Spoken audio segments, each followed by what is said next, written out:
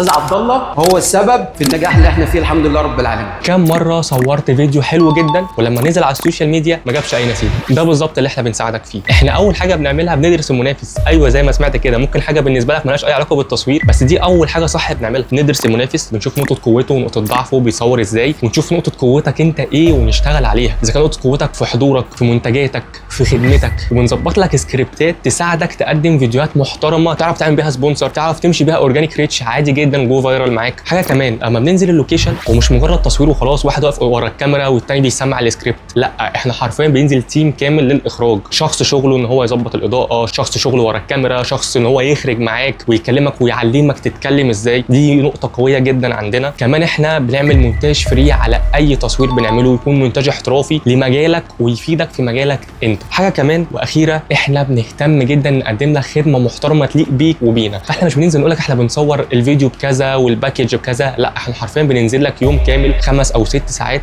بنصور كل حاجه ممكنه. ممكن نصور من 10 ل 20 فيديو عادي جدا على حسب السكريبتات الجاهزه وعلى حسب قدرتك وحضورك معانا ايه. دي اكتر حاجه بتميزنا، ان احنا حابين نعمل لك ماتيريال تشتغل بيها على الاقل شهر، تشوفها وتبقى مبسوط بيها. فدي خدمه لفتره محدوده شامله المونتاج، شامله التصوير، شامله معدات احترافيه، كاميرا وتليفونات حديثه، شامله السكريبتات، شامله دراسه المنافسين. كل ده متاح من خلال ديجيتال ترند. كلمنا دلوقتي واستفيد بالعرض.